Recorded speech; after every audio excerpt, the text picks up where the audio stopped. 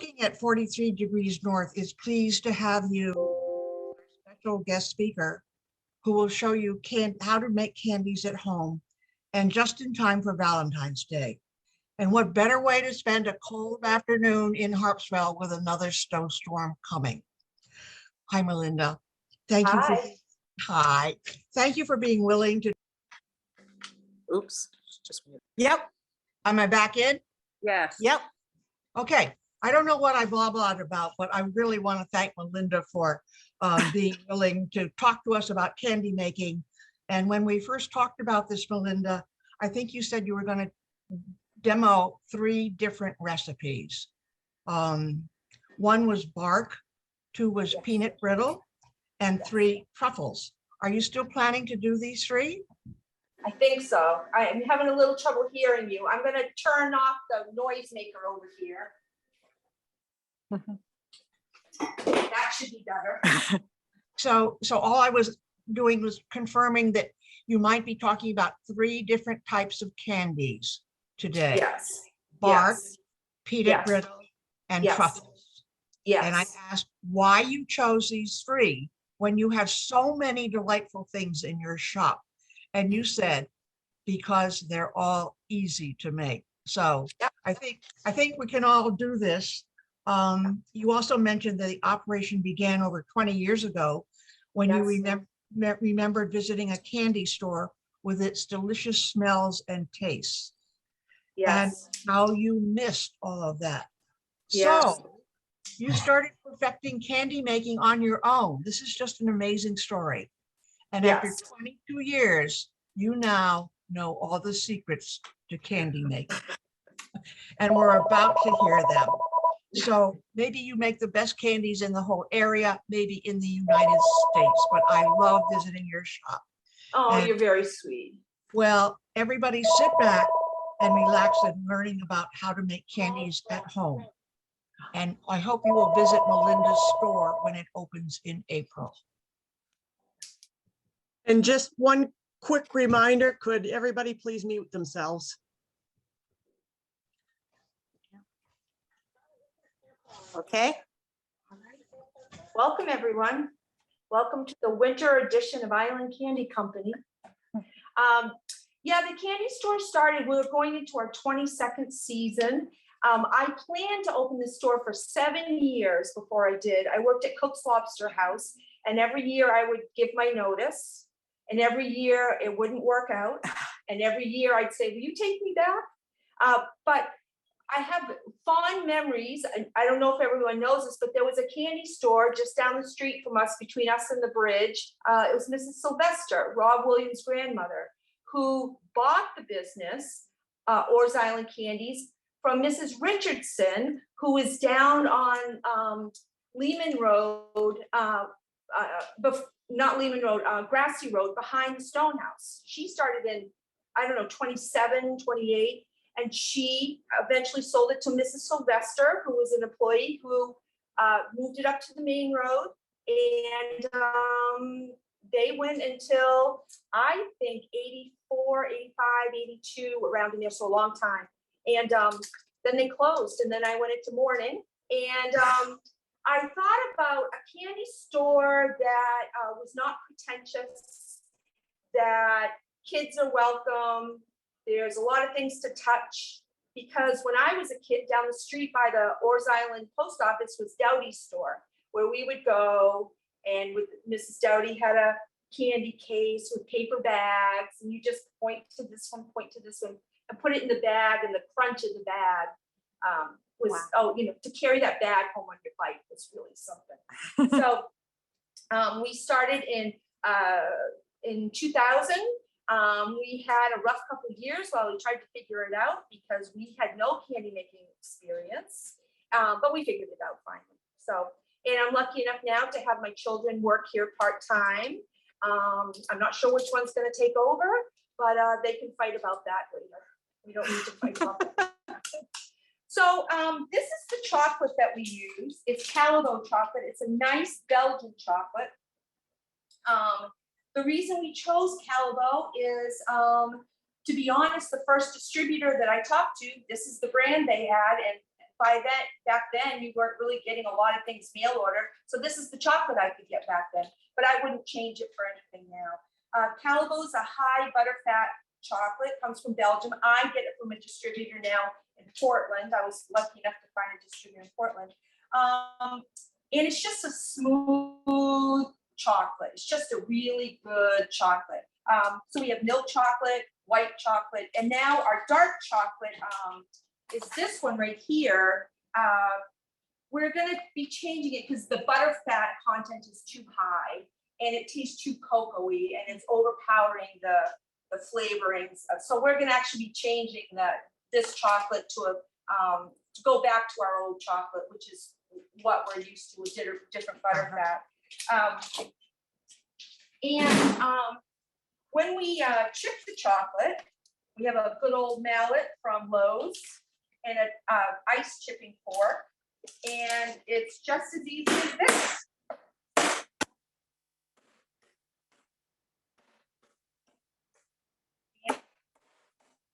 Different chunks. Some people use a knife and shave the edge, but we go for a big thing like this. But you can shave it with a knife. You get a big knife and put it on its end like this. In a pinch, we do use a regular hammer, but we try not to. So this is the chocolate we use for everything. We use it for fillings, we use it for coverings, we use it for clusters and barks and all that kind of stuff.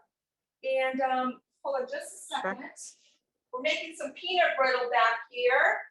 We're just waiting for it to get to the right color. It's not quite there yet.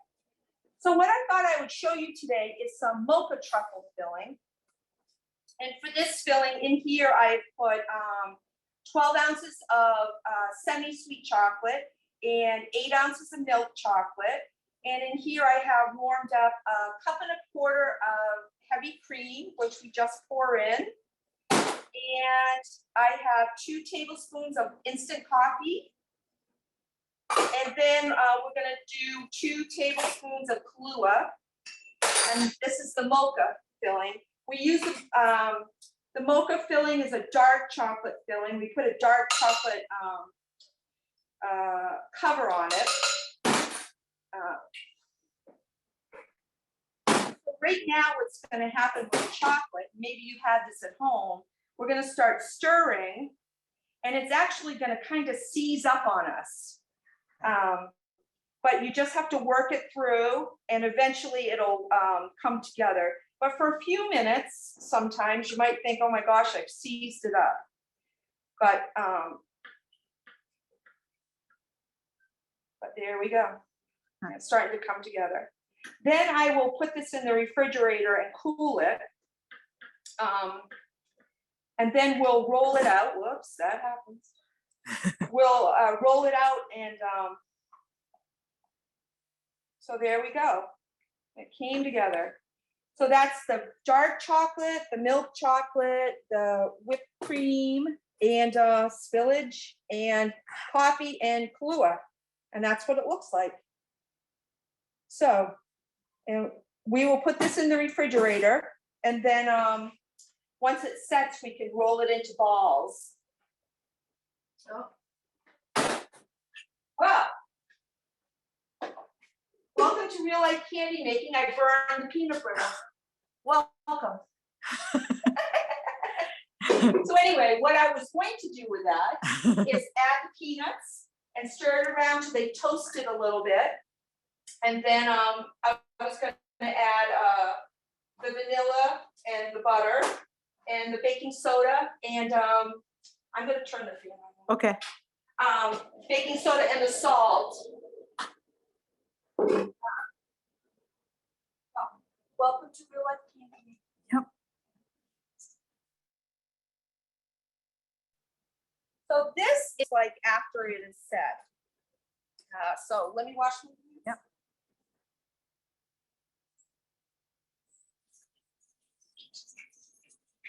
You want me to take that outside? Okay.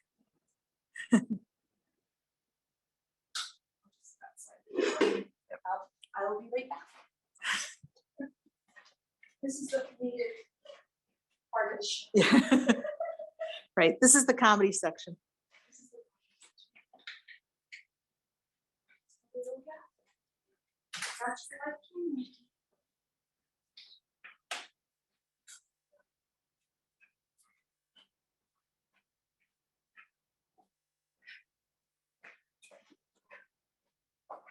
So And we're back. unfortunately, that does happen.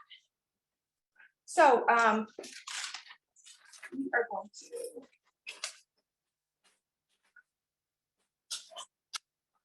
For parchment.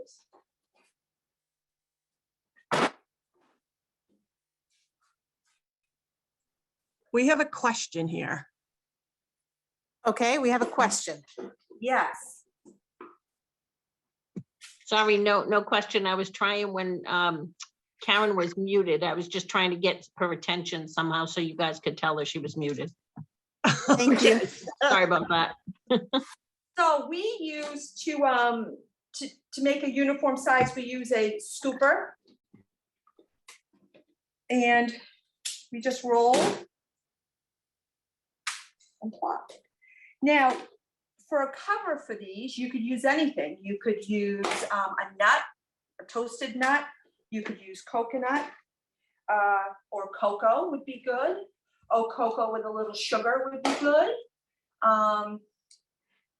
Or you could chop up chocolate chips so that you had a little chocolate cover but a little crunch. That would be good. So we just roll these up.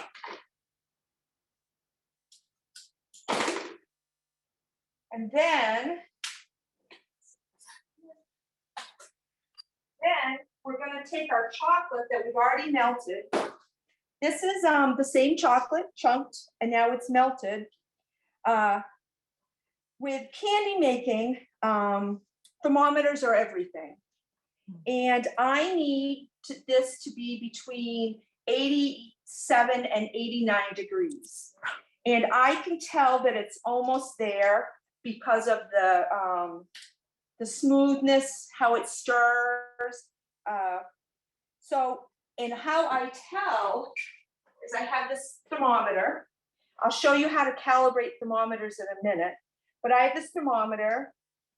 You can clip it on, but I just do it like this and check it. And it's at 87 degrees, which is perfect. You can use electronic, the clip-on ones with the alarm. You can use the ones with the long wands. And did you melt that over a double boiler I or was it? melted it right over this double boiler. Okay. We use this. We don't have a tempering machine. We use this. Uh-huh. My children are jockeying for a tempering machine. What does the tempering machine do? A tempering machine is a machine that you put the chocolate into. It has a paddle that goes around and you set the timer, you set the temperature and it brings it up to that temperature. And so you could have the machine going all night. Some machines are big, some machines are little, but it's just But for the home cook, the double boiler is the way to go. the double boil is the Yeah. way to go. Now, if this were too cold, Uh-huh. I could put it right back on the pot for like a minute. And if it got too hot, I would leave it off the pot. Or I could add some of my chipped up chocolate that I had before and add it into the too hot chocolate. And then they call that seeding. I could seed it, stir and bring it down. Or if it were in a glass container, I could put it in the microwave for like 15 seconds. The thing with chocolate is heat it, take it off, stir it, check it. Heat it, take it off, stir it, check it. It doesn't take very long for it to go up. It doesn't take very long for it to go down. Uh-huh. So we're gonna just take, this is what we do here. We take our balls, dump it in.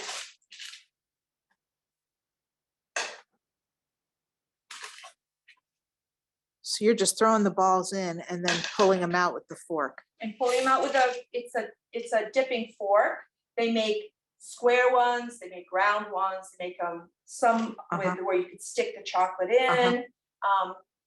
But you could use a regular fork. You could use 2 forks. Some people use spoons. You could use a skewer, actually. And I could take this and I could make a design in the top that I could make, like a little hash. I could take some white chocolate and drizzle it over the top to make a little decoration. Some people are really good with their fingers and will do a certain swirl on the top. You could do that. So then what I do is I'll take it and I'll put it in the freezer for the chocolate to make its hard coating on top. And I just have to leave it there for a minute or so. It doesn't take very long. But I'm going to show you how to temper the chocolate. Okay. So I'm going to turn this back on. I'm sorry, to check your thermometers. So with tempering the chocolate, what I do is I put some in a bowl and I heat it up. And then I heat it to about 90, 91. It will still have chunks in it, like this still has a chunk in it. Oh. And then I'll get to 90 or 91 with a chunk in it. And by the time I've stirred the chunk out, it's melted, it's usually around the right temperature. With lower quality chocolates, you don't really have to temper. But with a higher quality chocolate, if you want a shiny finish, you kind of have to temper. There's an old wives' tale about putting wax in. I don't know why. But of course, if you don't want to temper and that's what you want to do, that's a good thing to do too. And dark chocolate tempers at about 87 to 89. Milk chocolate tempers at about 90 to 92. And so if we hold it at that temperature, when you dip something into it, you'll get the shiny finish. So does tempering mean melting, or is it, there's some other process? No, so tempering's the melting and then the holding it at the right temperature. Okay. But yeah, if I were at home and I were to do this, I would put it in a glass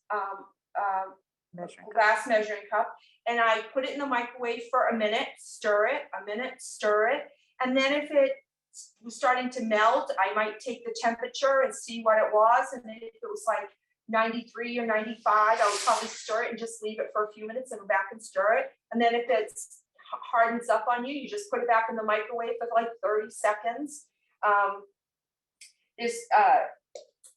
You just melt it, let it sit, kind of thing. So while our pot's getting hot, why don't we make a bark? So today we're going to make pistachio bark. Next thing about pistachio bark is that the dark chocolate with the salt and the crunch, I think that's why it's so popular.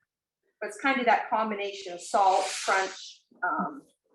Before we leave the tempering, a question did come up for what's the tempering temperature for white chocolate? Interesting. That's a good question. Frankly, I'm not really good at white chocolate. My daughter Jennifer is really good at, but the tempering chocolate for white chocolate is the same as milk. So like 90 to 92. Thanks. Same as milk chocolate. Okay, back to bark. Yeah. So we are going to take. Here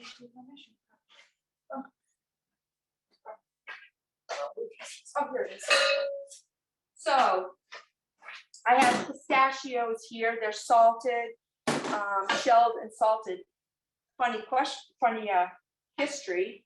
When we first opened, the first year, I couldn't find pistachios anywhere.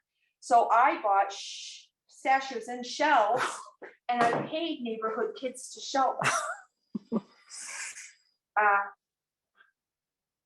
No, that's just what it is. That's great. Yeah. I hope they weren't the red dyed ones. You had a lot of kids. No, no, they weren't the right diamonds. And it was hard to find pecans then. So I would buy pecans at the health food store. And then I made my turtles in the shape of a turtle. So the head, 2 arms, and 4 legs.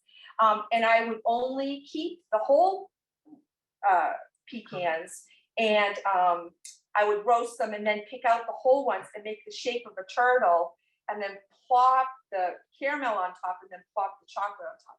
Of course, you can't do that. So I have tempered chocolate here. And it doesn't matter how much to make a bark. A bark is whatever you want for chocolate with whatever you want in it. So you could put marshmallows in it. You could put peanuts in it. You could put pecans in it. I like something with a crunch, and I like something with a little salt. But you could totally do it with pretzels or gummy bears, but it's a chocolate. This is tempered, but if you used a Hershey's, you wouldn't have to temper it. The only thing I'll say is not tempering a chocolate like a Hershey's or something like that is don't make it too hot in the microwave because it will seize up. And once chocolate seizes up, you can't do anything. It's like peanut brittle burning. You're done. There's no going back from that. Right. But if you've got a chocolate that you're not going to temper, just don't make it too hot. So I'm just going to dump these in.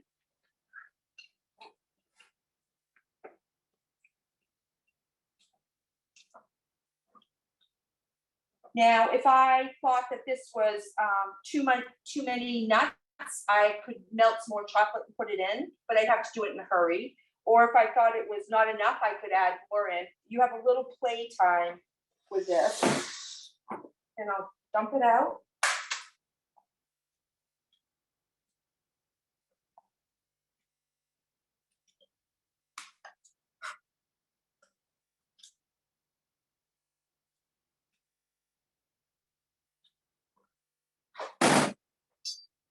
Then I just smooth it.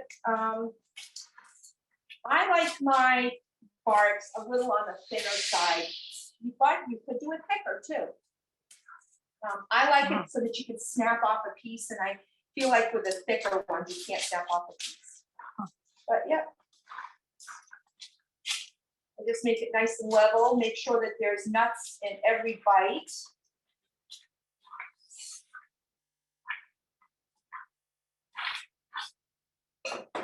And then I'm going to put this in the freezer and let it set.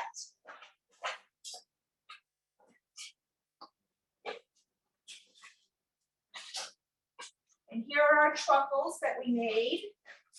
And they've got the shell is all nice and hard. It's not soft at all.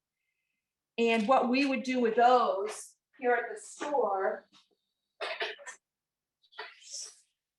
we take scissors to trim them up. And we just trim the bottoms like this. Of course, if you rolled it in something, you don't have to trim it, but this is what we do to trim it.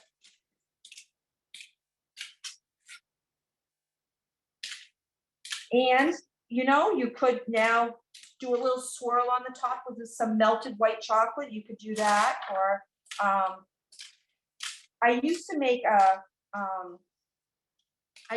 a truffle that we rolled, and then I would stick a piece of English toffee in the top before it went into the freezer. We don't make that one anymore, but you could.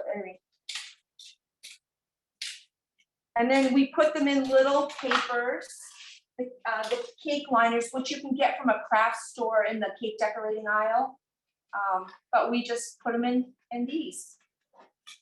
Now, if you want to come over, I can show you about tempering, about checking your thermometer. Okay. In And candy making, thermometer accuracy is everything, like I said. So I use Cooper or Taylor thermometers. Again, you could use an electronic one. This one clips on the side, which I like, and you can get these most anywhere. I've never had a thermometer that was accurate. So I'm gonna put this in. I'll turn the light on. I'll put this in. Now, we're lucky we're at sea level, and boiling at sea level is 212 degrees. So I am going to, it's hard to see in the steam. steam. Let's see. All right.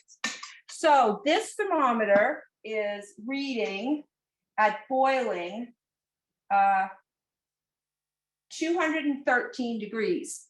So it's 1 degree over what I accuracy. So when I make, it reads accurate at 1 degree over. So when I make something like a brittle or a fudge, I'll just make sure that accurate would be 1 degree over whatever it says. So if the recipe calls for 240 degrees, I'll cook it to 241. And actually, I check my thermometers like once a week because they do change. Wow. I've had thermometers that were off as far as 12 degrees. Because of that, I only use 1 thermometer at a time. I used to have like 4 thermometers going, and I put little pieces of tape on the tops with a differential, and then I would lose a piece of tape and I wouldn't know. So but these are inexpensive and they're so handy. You can actually use them with frying too. But yeah, a good investment. But yeah, you boil it and then check what temperature it is at boiling, and then make adjustments in your 1 degree isn't bad. Yeah. To be off 1 degree. I saw Linda Creamer had her hand up. Does she still have a question? Linda? I do. I was typing it. I will now ask it. Do you have a recommendation for a brand of chocolate that you could buy in local supermarkets? Come over to the chocolate portion of my room. These are all local chocolates that we have gotten to try, but we haven't tried them all. And my daughter likes to find different chocolates for us to buy. I don't know. I think Ghirardelli is pretty, this one is a endangered species chocolate. This one has green tea in it.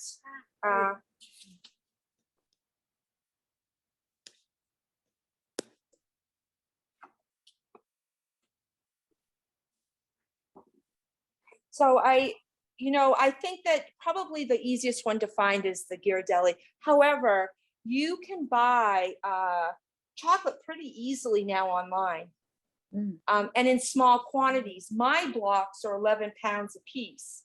And I get them in 55-pound boxes. But you can buy something called Calates, which is C-A-L-E-T. And you can get all the major names of chocolate in these Calates, and you can just buy a bag of them, which is probably for the home cook would actually probably be the best thing to do. Now, at the end of the day, but anyway, you can get those through the mail, Amazon. You don't have to go to a specialty food store or specialty candy store. But around town, probably Ghirardelli is going to be the one that you find. Kind of find to do. Oh, and I will say that I've bought several candy thermometers at the Now You're Cooking in Bath. He's got a great. They have a great selection of everything, kitchen, of course. Right. But I bought quite a few thermometers there. I have a sales guy from Waterville who stops by to try to sell me thermometers, so I usually get it from him because he comes a lot. So we have a sorry. question. We have a question from Kathy, and she wants to know if you save the trimmings that you took off of the truffles to use again or use later. That's an excellent question. I'm very frugal and I use them all again. And I usually collect them in a bin, and then at the beginning of the next day, if you try to add your chocolate shavings back in, if you have a smooth bowl going and no lumps, inevitably you'll get lumps again. But yeah, you can use every single one of them again.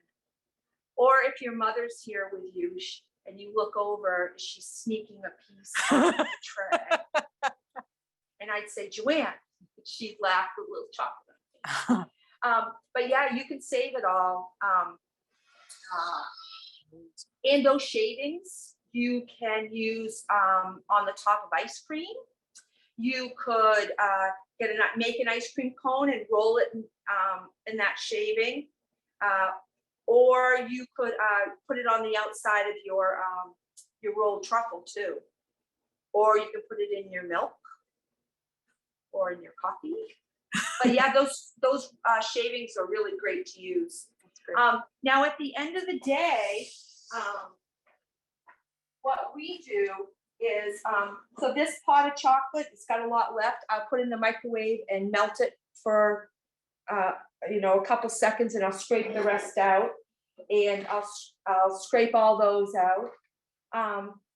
If you're ever making a recipe with chocolate and the whole thing seizes, there's not much you can do. You can try to put a little milk into it and heat the milk up first. If the chocolate's already hot, because hot chocolate when it's hot will seize while it's hot.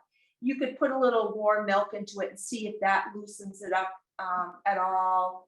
But once it's seized, you can let it cool down and then try again the next day. There's something molecular about chocolate when it seizes, when it gets too hot, that it just is done for the day. And there's nothing you can really do about it. Chocolate also doesn't like water. So although I do my chocolate in a double boiler, we're really careful about no water near it. That'll seize up. Chocolate does not like water at all.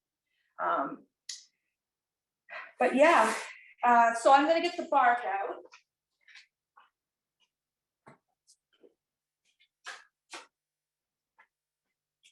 So here's the bark we made, and this is just with nuts. We do make a bark with cranberry and almonds, which is really good. We have a dried cherry that sometimes we do a specialty bark with a dried cherry. You could do a sea salt on top of it, that you could do too. But how we break it, you can score it while it's still wet, but we do this. And that's why I like a thin bark, because to me, it's easier to break up.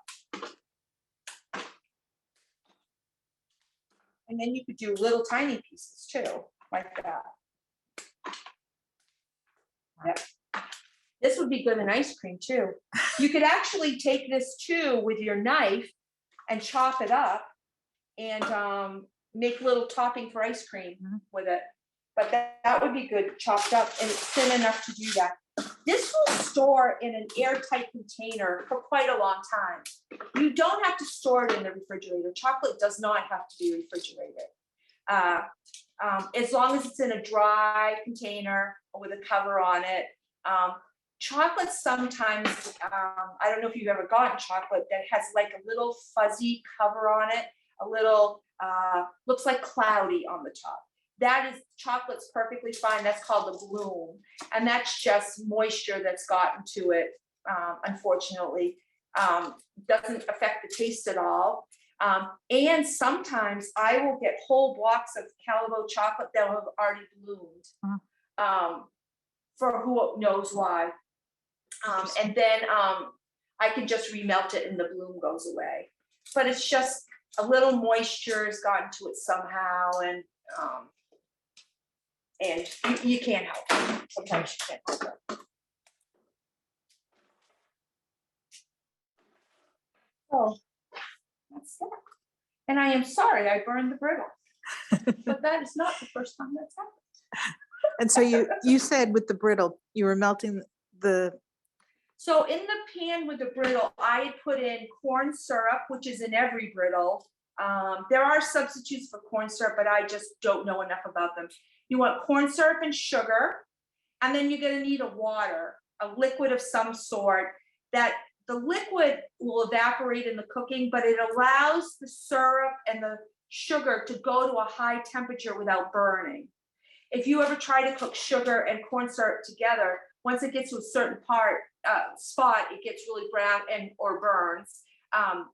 But the water in it allows it to go to that high temperature without burning. And usually with brittles, on your thermometer, you're gonna cook them to about 305, 310. Everyone will be different. Peanut brittle, I just do to the color of the caramel and the size of the bubbles. The smaller the bubbles get, it means almost all the water has gone out of the brittles. And then the peanut brittle, I will put the peanuts in to finish the cooking process, and the smell will be really a nice peanutty roasted smell, and then I know it's done. But my pistachio brittle that we make here, those pistachios are added at the very end. The last thing you do is add the pistachios, and then I'll pour them out on a sheet. This is just a piece of foil, and I buttered it. And you'll pour the brittle out. If you do it at home, you do the same thing. You just foil. And if you want the foil to adhere to the countertop, wet the countertop down, put the foil on top, and then rub it with a paper towel, and the foil will adhere to your countertop. And then I would pour it out, and then as soon as it got workable, I would pull it and stretch it. Ironically enough, I use these fancy clamming gloves that I buy in Brunswick at the marine store because they're the best gloves I've ever found. I don't buy the big expensive ones when I can go up to Coastal and get clamming gloves. And so anyway, that's my little tip.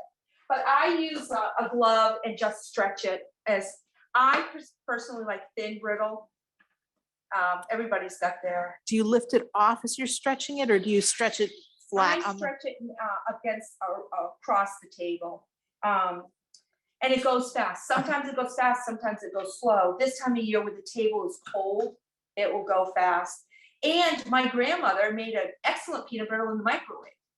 So there are those great recipes out there. I think probably the pulling part is the same. But when I pour this, I'll take a buttered spatula and I'll level it out as far as I can. And then when it cools enough, I'll stretch it with my hands. But there are some, my grandmother made the best peanut brittle out of the microwave. Wow. Yeah.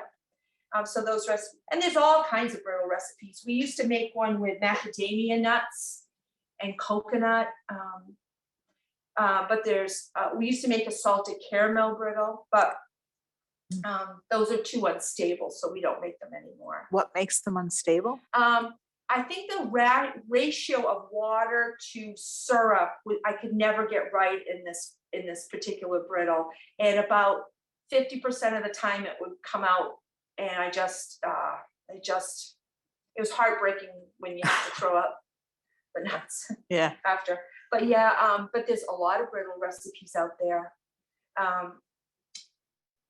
Yeah. Anybody have any questions?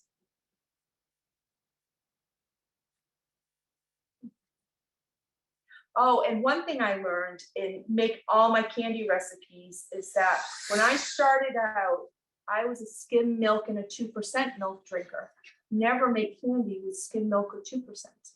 You always have to have the fat of the whole milk.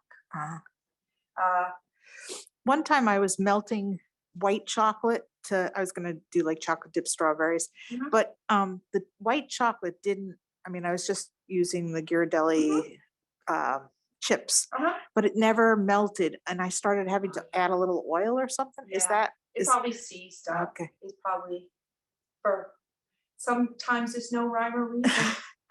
Sometimes, but I would think for the home cook, those Calais that you can get, the little diskettes, right, would probably, and they store in a bag. I think that would probably be the best. A really, really good thing to do. But yeah, in all my candy making, we use unsalted butter. And then there are recipes you add butter, and there's recipes that don't add butter, but always unsalted butter. And heavy cream. We don't use whipping cream, we use heavy cream. It's a little bit more fat content to that. And I think I've gone over everything I have. That's great. Thank you. If you have any questions, please remember to unmute yourself. Yeah.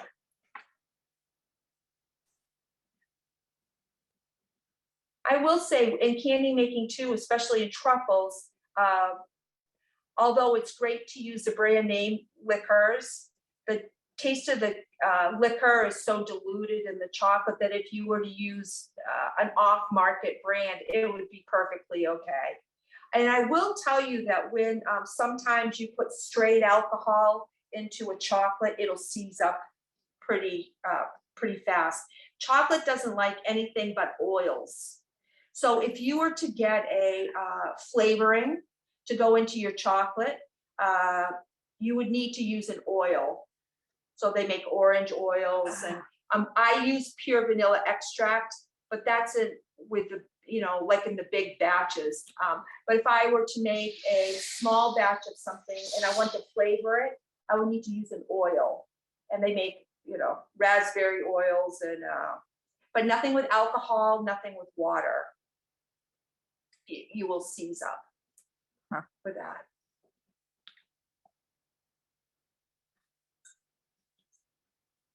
Just looking to see. Any other questions? I have one. Melinda, you said no alcohol, but in the mocha truffle, it had Kahlua. Yes. That's okay? So, but yeah, that's okay because it was diluted. So if I were going to use a chocolate with just, like we make a chocolate with, or a chocolate orange, we call it. So it's an orange, it's a chocolate that just has orange oil in it. We have to use an oil because it won't seize up. But where the mocha truffle filling was diluted with cream, we're okay to use an alcohol. Okay.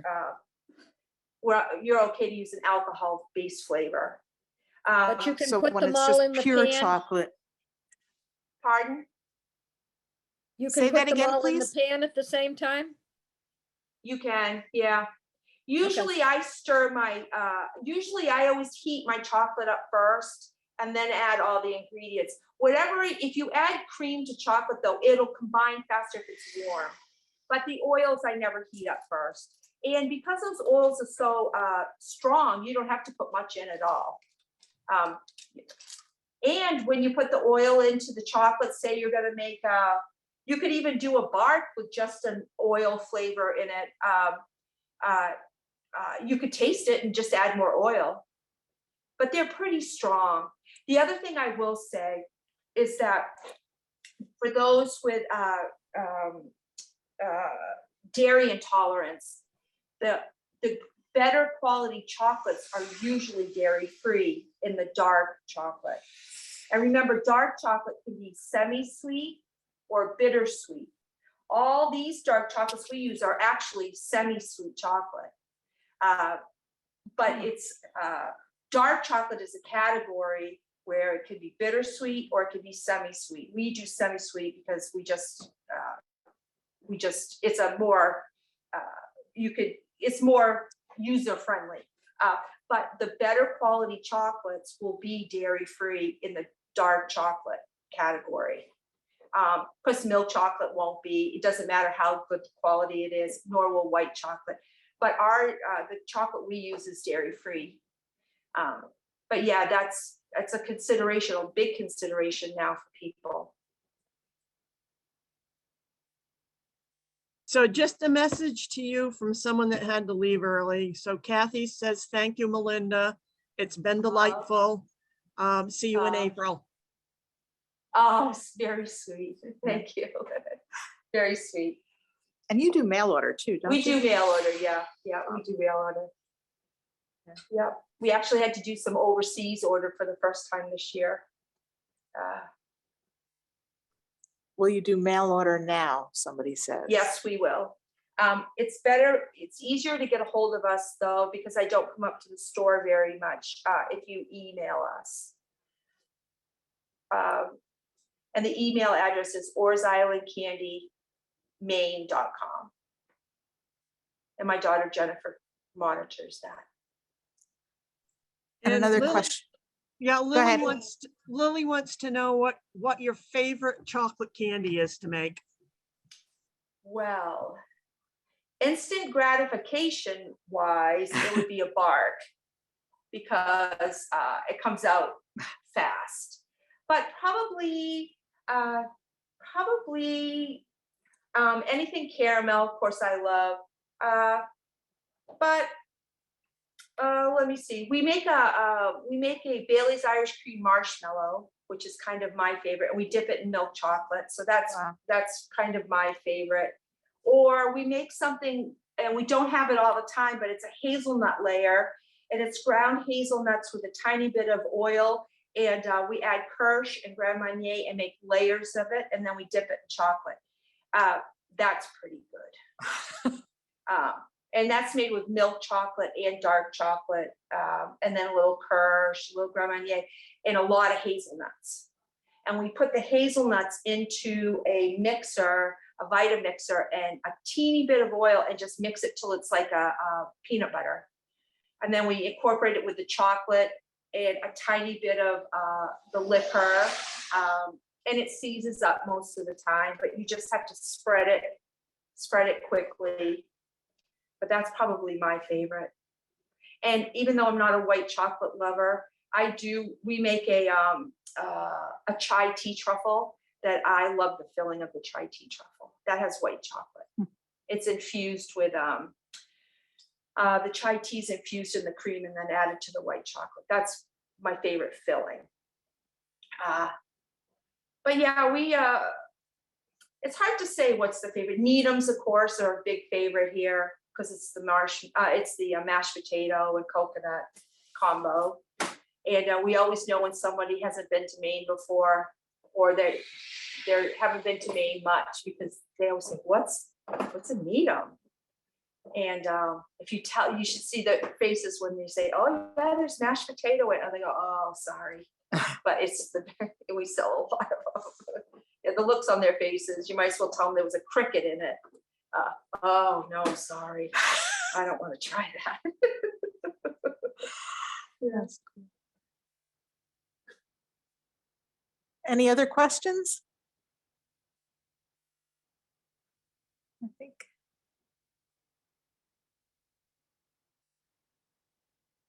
Okay. Thank you Thanks, very much. everybody, for coming to the candy store.